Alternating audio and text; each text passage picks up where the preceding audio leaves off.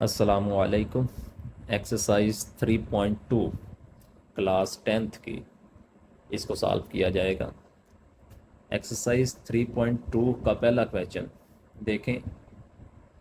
आपके पास स्टेटमेंट ये है, if y varies directly as x, यानी अगर वाई डायरेक्टली प्रोपोर्शनल है एक्स के, and y equal to 8 when x equal to 2, और अगर वाई की वैल्यू 8 है और एक्स की वैल्यू 2 है, तो फिर आपने फाइंड क्या करना है। Number 1, y in terms of x, y की वैल्यू फाइंड करनी है एक्स की फॉर्म में। दूसरी चीज़ क्या फाइंड करनी है। नंबर टू फाइंड क्या करना है जी, Y when x equal to 5, यानी वाई की वैल्यू फाइंड करनी है जबकि एक्स की वैल्यू क्या है 5। और नंबर 3, एक्स फाइंड करना है जब वाई की वैल्यू कितनी है 28। वाई डायरेक्टली प्रोपोर्शनल है एक्स के, यानी उर्दू मीडियम में हम इसको इस तरह कहेंगे कि वाई और एक्स में तगैर रास्त है। ठीक है, उर्दू मीडियम की बुक पे कुछ इस तरह लिखा गया होगा। एक्स और वाई में तगैर रास्त भी कहा जा सकता है, या वाई और एक्स में तगैर रास्त है। यानी तगैर रास्त ऐसा आपके पास तगैर होता है, तब्दीली होती है जिसमें एक क्वांटिटी के बढ़ने से दूसरी क्वांटिटी भी बढ़ती है, और या एक क्वांटिटी के कम होने से दूसरी क्वांटिटी भी क्या होती है, कम होती है। ये डायरेक्ट प्रोपोर्शन है। तो देखें, क्वेश्चन जिस तरह गिवन है उसने हमें बोला है कि y varies directly as x, यानी वाई एक्स के डायरेक्टली प्रोपोर्शनल है। तो क्वेश्चन नंबर 1, ये आप इधर सारी स्टेटमेंट सारा क्वेश्चन लिख लेंगे। ठीक है, और मैं सिर्फ इसको सॉल्व कर रहा हूँ। ये आपके पास सॉल्यूशन आ गया। तो सॉल्यूशन में देखें, अब इसका क्या करना है आपने। पहला पार्ट देखें, इसको लेके चलते हैं। क्या फाइंड करना था, पहला पार्ट क्या था, y in terms of x, यानी आपने वाई की वैल्यू फाइंड करनी है in terms of x. Y in terms of x, यानी वाई की वैल्यू फाइंड करनी है एक्स की फॉर्म में। ठीक है, उर्दू मीडियम में कुछ इस तरह लिखा गया होगा। तो देखें क्या करना है। उसने हमें बोला है कि y varies directly as x, तो आप लिखेंगे since y is directly proportional to x। उसने हमें बोला है कि y x के डायरेक्टली प्रोपोर्शनल है, तो हमने लिख लिया y is directly proportional to x। Urdu medium वाले इधर लिख सकते हैं, चूँकि अब देखें y is directly proportional to x है, और आगे देखें y की वैल्यू क्या गिवन है 8, और x की वैल्यू क्या गिवन है 2, और y डायरेक्टली प्रोपोर्शनल x है, और y किसके इक्वल है 8 के, व्हेन x किसके इक्वल है 2 के। ये गिवन है। अब देखें, अब y डायरेक्टली प्रोपोर्शनल x है, तो इसको इस तरह लिख सकते हैं y equal to k x. ठीक है, ये जो प्रोपोर्शनल का सिंबल है, इसको जब ख़त्म करते हैं तो इक्वल आता है, और साथ कोई कांस्टेंट आ जाता है, तो y equal to k x आ गया। तो अब देखें y की वैल्यू क्या है 8 है, x की वैल्यू क्या है 2 है। ये आपने इस इक्वेशन में पुट करें तो y की जगह क्या आ जाएगा 8, k की जगह k आ जाएगा एज इट इज़, और x की जगह x की कीमत कितनी है जी 2, ब्रैकेट में पुट कर देंगे। तो 8, ये 2 इधर आके क्या हो जाएगा जी डिवाइड, 2 इधर आके डिवाइड हो जाएगा, तो आपके पास k की वैल्यू आ जाएगी 8/2। 2 1 ज़ार 2, 2 4 ज़ार 8, तो आपके पास आ जाएगी k की वैल्यू, k इक्वल आ गया 4 के। अब ये k की वैल्यू 4 आ गई है। अब आपने सिंपल ये करना है, ये 3.2 में जितने भी क्वेश्चंस आप करेंगे आपने हर क्वेश्चन में यही काम करना है, k की वैल्यू फाइंड करनी है। अब देखें k की वैल्यू को आपने इस इक्वेशन में पुट कर देना है, y equal to k x में।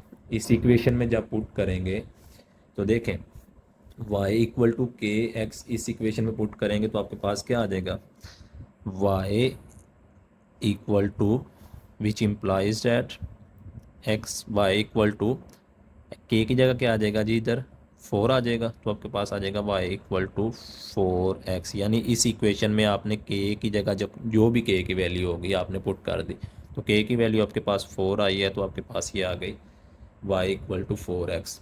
और ये फर्स्ट पार्ट आपने सॉल्व कर दिया y in terms of x, यानी y का आंसर निकालें x की फॉर्म में, तो y का आंसर किसकी फॉर्म में आ गया, x की फॉर्म में। अब इसका पार्ट नंबर 2 उसने आपको क्या बोला जी, पार्ट नंबर 2 में उसने बोला है आपने y फाइंड करना है, y when x equal to 5, यानी आपने y की वैल्यू फाइंड करनी है जब x की वैल्यू 5 है। तो आपको ये पता है कि y किसके इक्वल है, 4x के। y किसके इक्वल आया आपका, 4x के।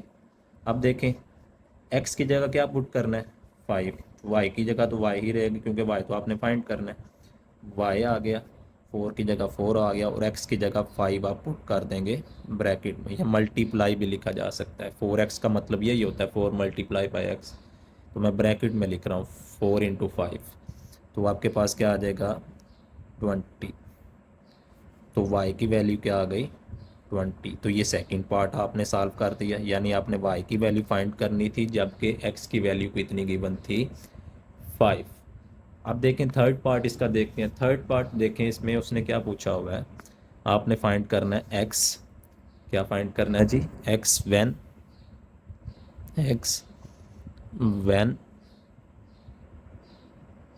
y equal to 28। ये थर्ड पार्ट है। उर्दू मीडियम में कुछ इस तरह लिखा गया होगा x जबकि y इक्वल टू 28, तो वो इधर वो उर्दू मीडियम में लिखा जा सकता है। तो देखें करना क्या है, आपने x की वैल्यू फाइंड करनी है जबकि y की वैल्यू कितनी है 28। तो आपको ये पता है कि आपने अभी y की वैल्यू फाइंड की है, y की वैल्यू क्या आई थी 4x। इसी को बार बार यूज़ करेंगे आप, y इक्वल टू 4x के है, तो आप इसको लिखें y किसके इक्वल है जी 4x के, y इक्वल है 4x के। अब x को तो आपने फाइंड करना है, y की वैल्यू कितनी है 28, तो y की जगह क्या आ जाएगा 28 इक्वल टू 4x। ये 4x के साथ मल्टीप्लाई कर रहा है, तो इधर आके क्या हो जाएगा जी डिवाइड, तो आपके पास आ जाएगा 28 ओवर 4 इक्वल टू x। ये 4 इधर आके क्या हो गया जी डिवाइड, तो 4 1 ज़ार 4, 4 7 ज़ार 28, तो आपके पास x की वैल्यू क्या आ गई 7। तो ये आपके पास क्या आ जाएगा आंसर। इस तरह फर्स्ट क्वेश्चन आपने क्या कर दिया सॉल्व। ठीक है, इसको एक दफ़ा फिर देख लेते हैं, क्योंकि ये अगर पहले क्वेश्चन की समझ आ गई तो पूरी एक्सरसाइज ही इसी तरह, तो पूरे एक्सरसाइज आप इजीली मेरे ख्याल में कर सकेंगे। देखें फर्स्ट क्वेश्चन में उसने आपको ये बोला था कि y डायरेक्टली प्रोपोर्शनल है x के, और y की वैल्यू उसने 8 गिवन की थी और x की वैल्यू 2 थी, तो आपने वो एज इट इज़ लिख लिया। तो y डायरेक्टली प्रोपोर्शनल x है, तो आ गया y इक्वल टू kx। अब y की और x की वैल्यू आपने इधर पुट की, तो y की वैल्यू 8 और x की वैल्यू 2 पुट कर दें। इधर से आपको सॉल्व करेंगे तो k की वैल्यू आ जाएगी। अब ये k की वैल्यू आपने दोबारा इस इक्वेशन में पुट करनी है, तो इस इक्वेशन में पुट करेंगे तो y इक्वल आ जाएगा 4x के। ये तो आ गई y in terms of x।